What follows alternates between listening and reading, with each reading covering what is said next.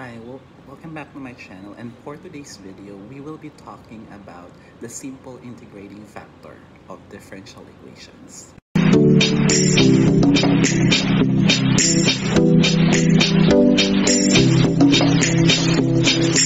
Okay, so let's start now. Remember sa discussion natin before sa exact differential equations, let's say we're given with differential equation written in differential form, this one, uh, this, so magiging exact siya if and only if yung partial ni m with respect to y must be equal to the partial ni n with respect to x. So, yan yung kalalabasan ng pagiging exact niya. What if the result would be different? Let's say, for example, what happens when the partial ni y with respect, partial ni m with respect to y is not equal to the partial of n with respect to x. Yan. So in this case, this is no longer exact. In the event na hindi siya exact, ang gagawin natin is hahanap tayo ng isang function, let's say mu of xy. Let's use that notation, mu of xy, na i-add natin dito sa differential form na ito such that ang panibagong lalabas is magkaka-exact na siya. So basically, this presence of new function, let's say, ang lalabas dyan is magiging ganito. Mu of xy, m of xy, dx plus mu of xy, n of xy, dy equals 0. Ito na yung panibagong differential form natin. And let's say I label this as m bar and then I label this as n bar. Kapag ito ilalagay mo dyan and then it happens that the m bar sub y is now equal to n bar sub x. So, magiging exact na siya. Ibig sabihin, by the presence of this additional function, magkakaroon tayo ng exactness of differential equation. This function mu, we call that as the integrating factor. Yan. This will be our main concern of our discussion today, which in this method is introduced by French mathematician Alexis Clairaut. I don't know if I pronounce it correctly, but it's Clairaut, somewhere in the 1700s. We just have to to remind ourselves lang that because we add this additional function mu of xy so that the resulting function is now exact. The presence of mu of xy, hindi siya nagaguarantee na unique siya. In fact, there could be infinitely many mu of xy so that the function is exact. So let's consider this example here. This is one of the differential forms. So if you notice, this is written in a differential form where you would actually refer this as function m and function n. So if you notice here, this is not exact. To see this, okay, remember, this is m, right? So our m of xy is 0. And our n of xy, in this case, this is x cubed y plus x over y. So if I'm going to take the partial derivative of this with respect to y, I would actually get 0. And if I'm going to take the partial derivative of this with respect to x, I would actually get 3x squared y plus y to the negative 1. Tama? And if you notice, this is not equal. So therefore, this equation is not exact. Now, for us to be able to do the exactness of this equation, we want to identify the mu of xy. Now, in this case, let us consider this function first. Let's say I'll use mu of xy which is x to the negative 3, y to the negative 1. So in this case, your x is not 0, y is not 0 to make sure that this function is actually defined. Kasi idadagdag natin to sa function yan, so we will have to multiply this mu of xy on both sides of the equation. In this case, I would have a new equation as 2x to the negative 3, y to the negative 1 dx plus 1 plus x to the negative 2, y to the negative 2 dy equals 0. Let me double check. Diba? Kasi ito makakancel yung x cube eh. Pero makakancel din yung y. So this means ang natitira dito is 1. Dito naman, ang matitira sa x is x to the negative 2. And then this is just the same as negative 1. So that is y to the negative 2. Yung panibagong m natin, so let's say I call this as m bar. I have 2x to the negative 3, y to the negative 1. And I also have the n bar of xy. I have 1 plus x to the negative 2, y to the negative 2. So that the partial of m bar with respect to y, 2x to the negative 3, y to the negative 2. And your n bar of sub x, this is, so derivative with respect to x, this becomes 0. So I have negative 2, x to the negative 3, y to the negative 2. And in fact, they are equal. Thus, the new dE is exact. This function, which is the mu of xy, because this is now an integrating factor. So, mu of xy is an integrating factor. Now, if you notice on this example, di ba binigyan na tayo ng isang differential equation wherein hindi kasi nakita natin na hindi siya exact. And then, the only way to do that is to find for a function such that kapag nagmo-multiply tayo on that function to the original differential equation, and then the resulting differential equation is exact. However, if you notice, the method is parang hinuhula natin siya. So, luckily, meron na tayong value sa mu and we don't even know where is this coming from. So, hinuhula lang talaga natin and then we verify if that would result to being exact. So, hindi naman pwedeng maghuhula tayo at all times. In this case, how do we know if this is now the function? For us to be able to do that, consider the fact that if an integrating factor exists, then it should satisfy the partial first order differential equation. So, ibig sabihin, di ba may panibago na tayong mu m dx plus mu n dy equals 0, di ba? This is a function, so you can write this as m of xy, n of xy. So, shortcut ko na lang.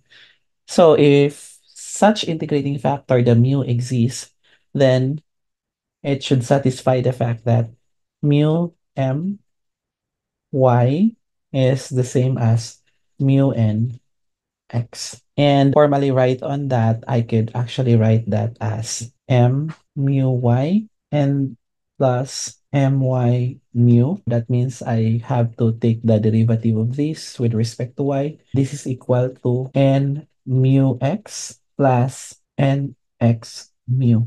And if I have to simplify it further, magkakaroon ako ng m mu sub y. I'm sorry, it's mu y rather, because this is not really just a subscript, but it's an indication that we're actually taking the partial derivative with respect to y. And then this is n mu x yan plus m sub my nx times mu equals 0. Okay, now we will introduce two cases. So let's start with the first case. The first case is what happens. Let's assume that the integrating factor is a function of x alone. So, anong ibig sabihin nito? This means that your mu is mu of x. Then, in this case, ang mangyayari, dahil it's a function of x alone, So if we want to get the partial derivative of this function with respect to y, wala tayong y, automatically this is zero. Because mu y is zero, this differential equation, I can write that as mu sub n x equals mu sub m y.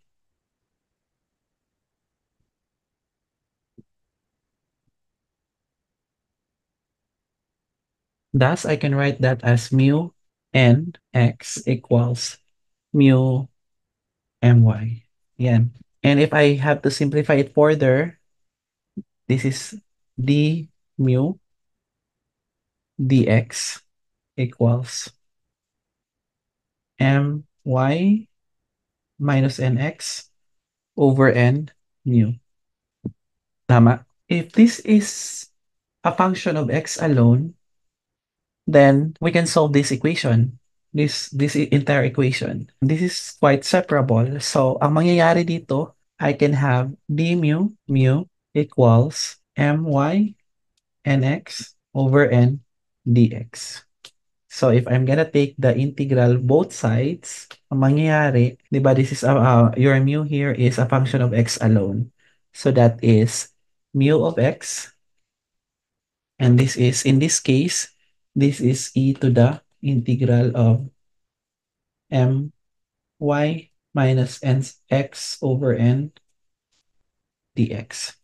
In other words, this is the formula of getting the integrating factor when your integrating factor is a function of x alone. Now, let's do the second case. So, of course, the second case is, what if we do have a function of y alone lang? So, mu is a function of y alone. So, this means that your mu x is 0. And so, we have d mu dy equals my nx over m. Tama ba? So let's double check again dito. So di ba this one, this one rather is 0. So ang mangyayari, so ito transfer mo yan and then you divide both sides by m. Okay? So if this were a function, in fact, if this is a function of y alone, we can find the integrating factor explicitly as this separation of variable again because this equation is separable.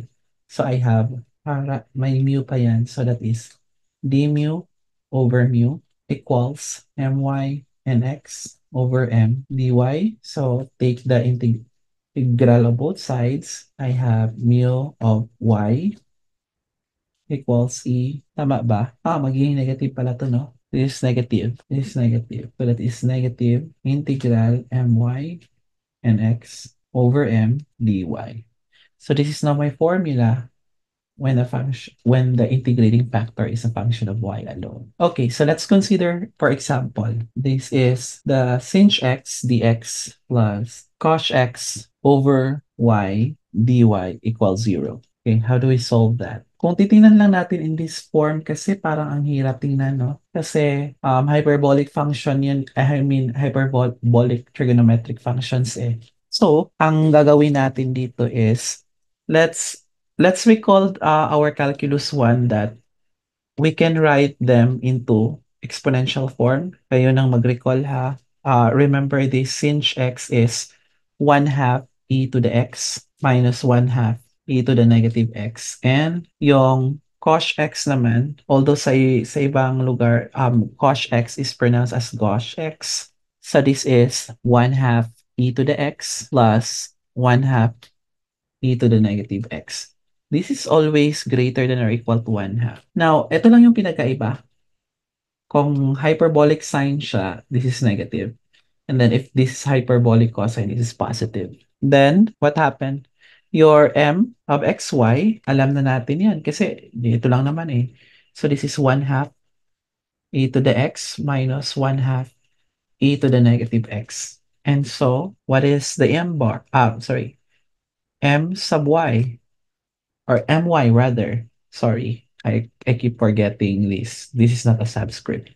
So how do we get the partial of this with respect to y?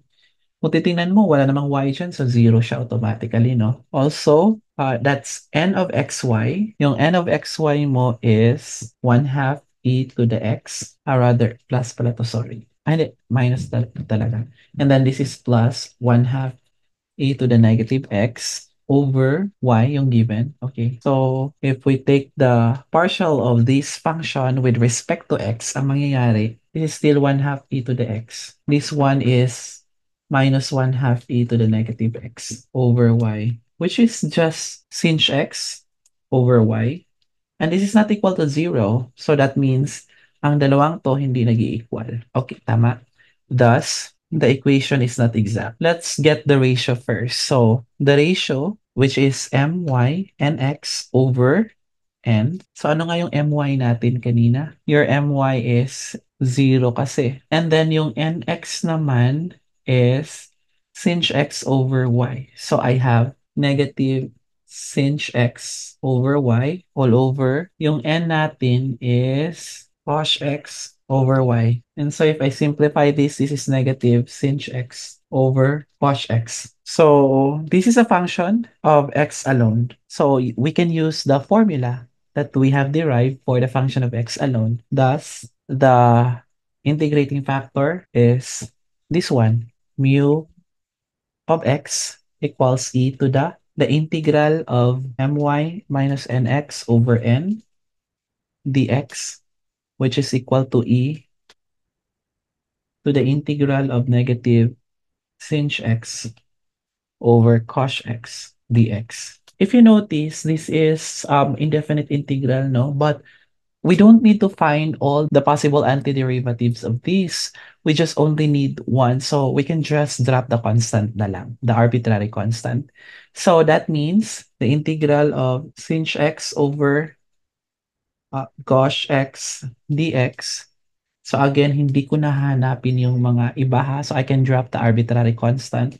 This is just the same as that derivative of cos x, yung sinh x, di ba? And this is cos x. So, kung iisipin mo, this is just a variable u. This is a variable u. Di ba yung integral niya is ln of u? So, this means this is just ln of cos x. Thus, your mu of x is e to the negative ln cos x, which is the same as e to the ln of cos x to the negative 1, which is, if I'm gonna drop it down, because naka-ln lang naman yan, this is 1 over cos x. And so, your mu of x now is 1 over cos x. Hence, your new differential equation is sinh x, so imo-multiply mo na to sa original differential equation. So, may over na to cos x dx plus 1 over y dy na lang, all 0. And so if I'm gonna take the partial of these, so let's double check again the partial. I have now, take m bar equals this, and your n bar equals 1 over y. Thus, your m bar y is 0, and your n bar x is also 0. In this case, this is now exact kasi equal na sila. So, now that they are now exact, so let's go back to the discussion of what we've learned from the exact. Di ba kapag exact, ibig sabihin makakahanap tayo ng function satisfying the exactness property. So, since I'll just label this as paano ba? Script A bar na lang. Yan. So, since script A bar is exact, then we can find function. Your function is, let's say, psi of xy. Ito yung ginagamit na symbol din natin sa sa previous video for the exact differential equation, such that the partial of psi with respect to x is equal to, which is this one, this is equal to sinh x over cos x. And yung partial naman ni psi with respect to y, this is 1 over y. So actually, we are free to integrate either of the equation. Pareho lang. Pero in this case, sige, let me try integrating. I think this is the easiest. Okay. So how do I do that? Okay, ito yung gagalawin ko ha. So I have psych of xy. Kapag ini-integrate ko to, syempre, mawawala to, di ba? So maging normal function siya as psych. However, this is just ln of y plus some constant.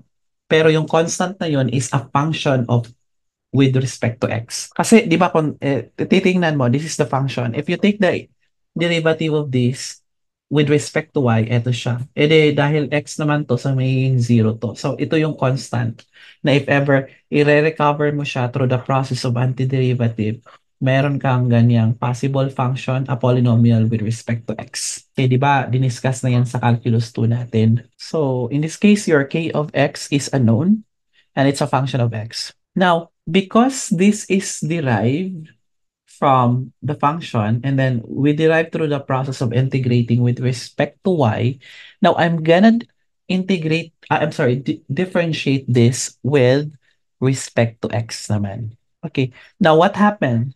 If I'm gonna take the derivative of this with respect to x, this is, syempre, ito, magiging 0 to. Eto, this is k prime of x. So that is this one, k prime of x. And remember, meron na tayong result dito. So that means this is the same as k prime of x. Now, I'm gonna take the integral again. So this is psych of xy. This is ln of cos x. Tama ba? Kasi di ba ito, this is just derivative of cos x. So that means du over u, assuming u is cos x. So this is ln of u or ln of cos x. Tama. Plus, let's say I call this a C1, constant siya. This means to say that this is, tama ba? This means that this ln, di ba ito na yung nakuha, ln of y? So that is ln of y plus yung, sorry, bakit eto? Sorry, k of x pala yan. Kasi ito yung ini-integrate natin eh, para makuha to. So, isa-substitute natin to dito, so that is ln of cos x, which is the same as ln of absolute value of y cos x. So, kung napapansin nyo, hindi ko na sinali ang C1 kasi yung, di ba, discuss ko dati that the potential function is not unique naman. So, let's just not dwell on a lot of antiderivatives. Let's focus on just getting one na lang. They are the same. They are on the same equivalence class lang naman. So this is now your side of xy. So therefore, this is now your solution to the differential equation.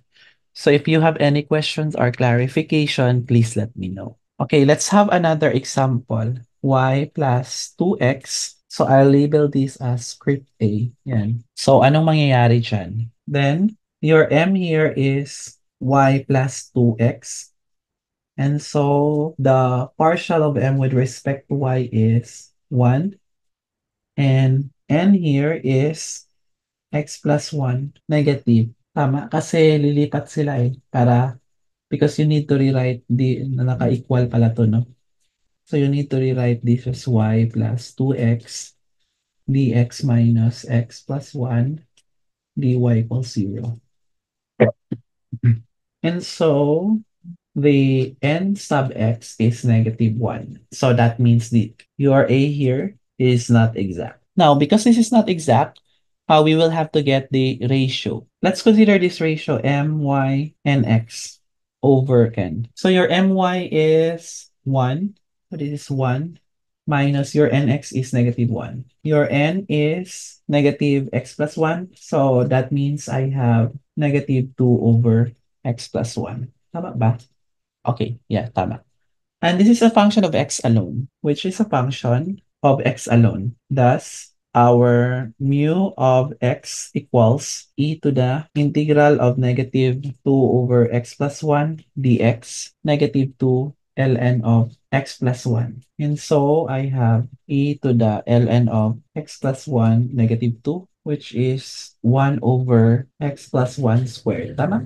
Hence, our a bar is y plus 2x over x plus 1 squared. Minomultiply ko na siya both sides sa original differential equation ha. Minus dx minus 1 over x plus 1 dy equals 0. In this case, your x is not -1 ha, to make the equation not defined. I'm sorry, to make the equation defined rather. So your m bar is y plus 2x over x plus 1 squared, which implies that m bar y is, let's double check muna kung tama ba talaga. Yeah, m bar y is 1 over x plus 1 squared. Okay. And then, ang n bar mo is -1 over x plus 1, which implies that your n bar x is, this is exact. Thus, a bar is exact. Okay. Dahil exact na ito, we can find the function psych of xy such that the derivative, so with respect to x is y plus 2x over x plus 1 squared, and your psych with respect to y derivative niya is -1 over x plus 1. Okay. Now, if I'm gonna integrate this one, ang mangyayari dito, this is psych of xy equals -y over x plus 1 plus k of x. Tama? We will be integrating this with respect to y. So, yung k of x na yung hahanapin natin dyan, no? So, let's take the derivative of this with respect to x muna. This is psych sub x, which is y over x plus 1 squared plus k prime of x. Derivative nito. Hence, dahil ito yung nakuha natin pero meron tayong ganito, this means that I can equate them. So I have y plus over x plus 1 squared plus k prime x equals y plus 2x over x plus 1 squared, implying that my k prime of x, solving for k prime of x, I get 2x x plus 1 to the -2. And if I'm gonna take the integral of this is, kayo nang bahala mag-simplify ha, ito yung nakuha natin dapat. So that's it. So if you have any questions or clarification, please let me know. Okay, that's all for today. Thank you so much for watching. So if you have any questions or clarification, please let me know. And for those who are new to my channel, please subscribe so that you'll be updated on the videos that I'll be uploading very soon. Thank you so much guys for watching. Have a great day.